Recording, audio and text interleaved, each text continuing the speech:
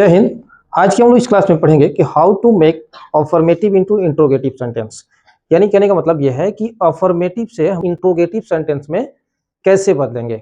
इसके पिछले जो हम वीडियो बनाए थे 1 2 3 4 5 करके, उसमें हमने अफर्मेटिव से निगेटिव सेंटेंस के बारे में बताया था। अब मैं आप इस क्लास में बता रहा हूँ कि अफर्मेटिव से इंट्रोगेटिव सेंटेंस कैसे बनाते हैं। तो आइए इस चीज को हम लोग देखते हैं। जैसे यहाँ how to make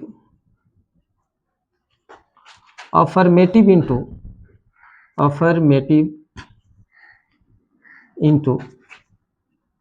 interrogative sentence हो जाएगा। इंट्रोगेटिव सेंटेंस यानी how to make affirmative into interrogative sentence का मतलब होगा कि अफर्मेटिव से इंट्रोगेटिव सेंटेंस कैसे बनाते हैं। तो इसका फर्स्ट जो रूल है इसको देखते हैं। यानी when the sentence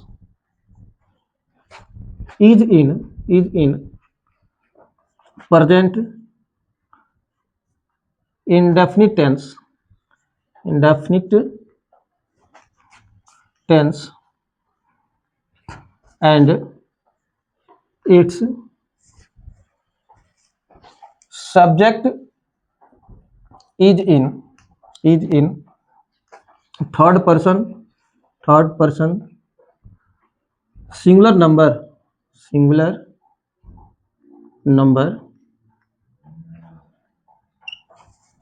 like he, she, it and any name, then we make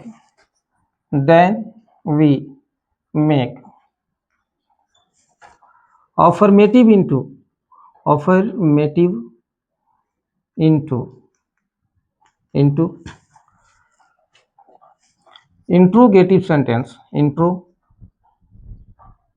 interrogative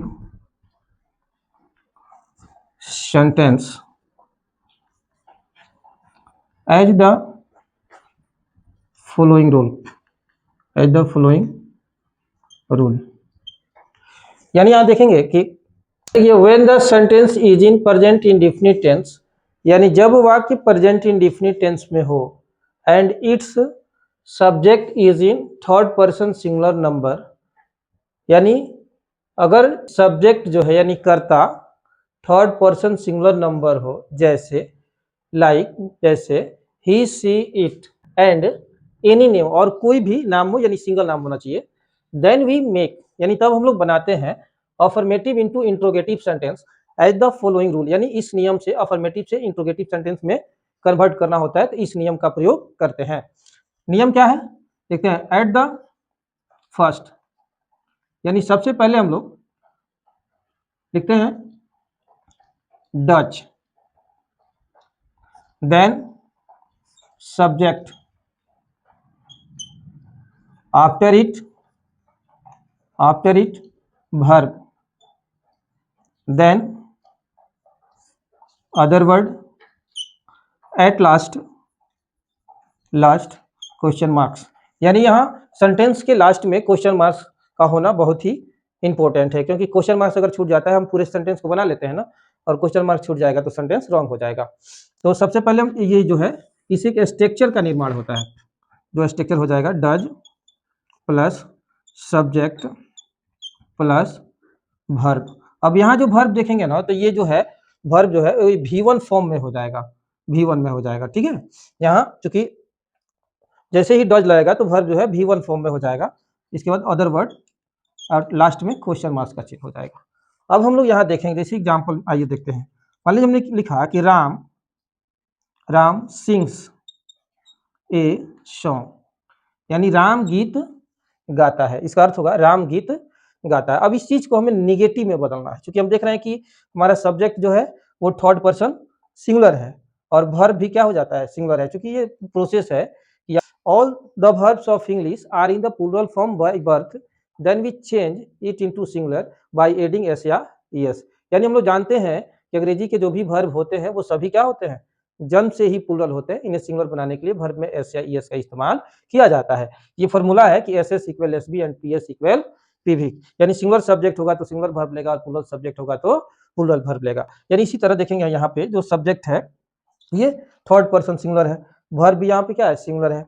अब इसे हम अफर्मेटिव सेंटेंस कहते हैं, क्योंकि ये सेंटेंस जो है प्रेजेंट इंडिफिनिट टेंस में है और इसका हिंदी जो सेंस निकलेगा वो होगा राम सिंह ए सॉन्ग का हिंदी सेंस निकलेगा कि राम गीत गाता है। लेकिन जब इसे हम इंट्रोगेटिव में चेंज करेंगे, यानी इंट्रोगेटिव में चेंज करेंगे तो ये हो जाएगा, सबसे पहले लिख देंगे डच। डच के बाद हम यहाँ पे सब्जेक्ट लिखेंगे, यानी सब्जेक्ट इस वाक्य में क्या है राम, तो राम लिख देंगे। अब बच क्या रहा है सिंग्स ए सॉन्ग। अब यहाँ जैसे ही हम देखेंगे वर्ब लिखने जाएंगे तो ये ध्यान रखेंगे कि यहाँ जो एस या ईएस कभी भी वर्ब में लगा होगा तो ये इंट्रोगेटिव सेंटेंस बनाते समय इसे हटा देंगे, यानी वर्ब में एस या ईएस नहीं लगाएंगे। क्योंकि यहाँ पे डच जैसे ही आएगा यहाँ से एस या ईएस जो भी वर्ब लगा होगा वर्ब में वो हट जाएगा, ये सॉन्ग लिख देंगे जो बच रहा है और लास्ट में यहाँ क्वेश्चन मार्क्स का चिन्ह दे देंगे। लेकिन इसका जो हिंदी सेंस निकलेगा वो होगा क्या राम गीत गाता है, क्या राम गीत गाता है। आइए कुछ और एग्जांपल के थ्रू समझते हैं। जैसे देखिए अब ये हमारा जो है अफर्मेटिव सेंटेंस हो गया। अफर्मेटिव सेंटेंस हमारा है कि Sita goes to Patna, Sita goes to Patna daily, यानी सीता जो है सीता रोज पटना जाती है और ये अफर्मेटिव सेंटेंस है, प्रेजेंट इंडेफिनिट टेंस का जो है ये सेंटेंस है। इसे हम इंट्रोगेटिव में बदलेंगे, यानी इंट्रोगेटिव में बदलते समय सबसे पहले देखेंगे यहाँ सब्जेक्ट है, इसलिए इसे इंट्रोगेटिव सेंटेंस में बदलते समय डच का प्रयोग करेंगे, यानी यहाँ हो जाएगा डच। इसके बाद सब्जेक्ट लिख देंगे, यानी इस डच के बाद हो जाएगा सीता। अब इसमें बच रहा है गोज टू पटना डेली, तो यहाँ क्या करेंगे देखिए जैसे ही हम यहाँ डच लगा दिए हैं यहाँ गो ही रखेंगे, ठीक है, क्योंकि यहाँ पे जो ईएस है ना वो रिमूव हो जाएगा यहाँ से और जब इंट्रोगेटिव में आएंगे तो गो हो जाएगा, यानी V1 में बदल जाएगा। इसके बाद क्या हो जाएगा यहाँ पे टू सेम हो जाएगा और पटना भी सेम हो जाएगा, इसमें भी कोई परिवर्तन नहीं होगा और डेली भी सेम हो जाएगा। लेकिन यहाँ जैसे यहाँ पे फुल स्टॉप है, यहाँ पे फुल स्टॉप नहीं होगा क्योंकि ये इंट्रोगेटिव सेंटेंस है, इंट्रोगेटिव सेंटेंस का अंत क्वेश्चन मार्क से होता है। नेक्स्ट एग्जाम्पल देखते हैं, ये अफर्मेटिव सेंटेंस है।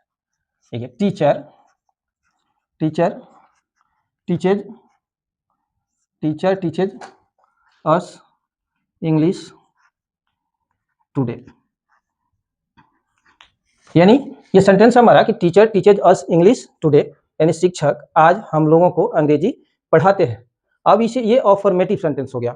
इसे जब हम इंट्रोगेटिव सेंटेंस में कन्वर्ट करेंगे तो सबसे पहले लिखेंगे, क्योंकि सब्जेक्ट जो है हमारा थर्ड पर्सन सिंगुलर है इसलिए यहाँ पे सबसे पहले लिखेंगे डच। अब डच लिख देंगे, इसके बाद तुरंत सब्जेक्ट लिखना होगा, तो सब्जेक्ट यहाँ देखेंगे क्या है टीचर, तो यहाँ लिख देंगे टीचर। अब बच क्या रहा है टीचेज, अब टीचेज बच रहा है तो हम टीचेज तो यहाँ लिख नहीं सकते हैं क्योंकि हम इंट्रोगेटिव सेंटेंस बना रहे हैं। इसलिए ये नियम है कि जब अफर्मेटिव में एस या ईएस जुटा हो वर्ब में अफर्मेटिव सेंटेंस के, तो उसमें से एस या ईएस को रिमूव कर देते हैं, तो ये रिमूव हो जाएगा, यहाँ पे क्या हो जाएगा टीच हो जाएगा, यानी ईएस इसमें लगा हुआ है वो रिमूव हो जाएगा। अब यहाँ लिख देंगे अस, बाकी ये सेम रहेगा इंग्लिश और टुडे का टुडे हो जाएगा और लास्ट में क्वेश्चन मार्क्स का चिन्ह हो जाएगा, यानी हो जाएगा Dutch teacher teach us English today, क्या शिक्षक हम लोगों को आज अंग्रेजी पढ़ाते हैं। नेक्स्ट एग्जांपल आइए देखते हैं। मान लीजिए यहाँ पे अफर्मेटिव सेंटेंस यहाँ पे he plays cricket here daily, यानी वह यहाँ रोज क्रिकेट खेलता है। He plays cricket here daily means वह यहाँ रोज क्रिकेट खेलता है और ये हमारा अफर्मेटिव सेंटेंस है और ये जो टेंस है वो है प्रेजेंट इंडेफिनिट टेंस। अब इसे हम बदलेंगे, किसमें बदलेंगे तो इंट्रोगेटिव सेंटेंस में, क्योंकि हम लोग यहाँ सीख रहे हैं इंट्रोगेटिव कैसे बनाते हैं, तो यहाँ इंट्रोगेटिव सेंटेंस में इसे चेंज करेंगे। आइए चेंज करते हैं, देखते हैं इसको। अब यहाँ देखेंगे चूंकि सब्जेक्ट जो है हमारा थर्ड पर्सन सिंगुलर है, सबसे पहले क्या लिखेंगे इंट्रोगेटिव बनाते समय डच लिखेंगे। डच के बाद जो सब्जेक्ट होता है उसको लिख देते हैं, यहाँ सब्जेक्ट लिख दिए।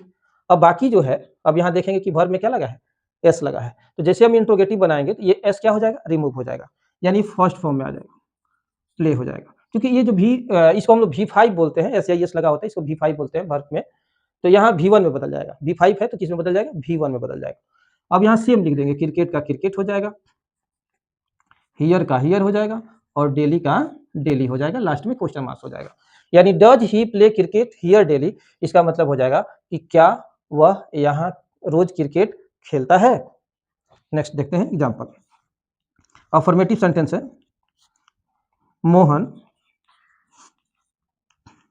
Mohan drinks milk. मोहन जो है, मोहन दूध पीता है, मोहन ड्रिंक्स मिल्क, मोहन दूध पीता है। अब ये चूंकि अफर्मेटिव सेंटेंस है और ये टेंस जो सेंटेंस जो है वो है किसमें, प्रेजेंट इंडेफिनिट टेंस में। इसे हमें इंट्रोगेटिव बनाना है।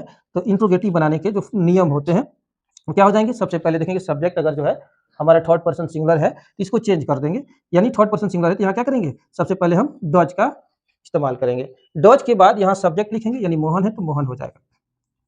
और ये जो V5 में है ये V1 में बदल जाएगा तो क्या हो जाएगा, जैसे ही V1 में बदलेगा इसका जो वर्ब एस लगा होगा वो रिमूव हो जाएगा और यहाँ मिल्क का मिल्क हो जाएगा और लास्ट में क्वेश्चन मार्क्स का चिन्ह हो जाएगा। ये वीडियो आपको समझ में आया होगा तो आप मेरे वीडियो को लाइक करें, शेयर करें और चैनल को सब्सक्राइब करें, ज़्यादा से ज़्यादा बच्चों के पास शेयर करें ताकि उन्हें भी लाभ हो।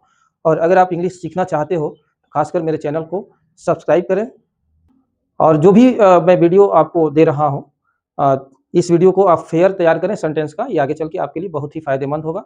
और मैं सीरियलबद्ध आपको फ्री क्लास दे रहा हूँ, तो इस चीज़ ये आपको मैट्रिक इंटर हर जो है क्लास में ये आपके लिए बहुत ही फायदेमंद है। आप चाहे कोई भी एग्जाम की तैयारी कर रहे हैं, क्योंकि सेंटेंस बनाना आपको आ जाएगा तो आपको आगे चल के इंग्लिश में कोई दिक्कत नहीं होगी। क्योंकि बच्चों को होता क्या है प्रॉब्लम कि सेंटेंस ही बनाना नहीं आता है, जिससे बच्चों को बहुत दिक्कत होने लगती है।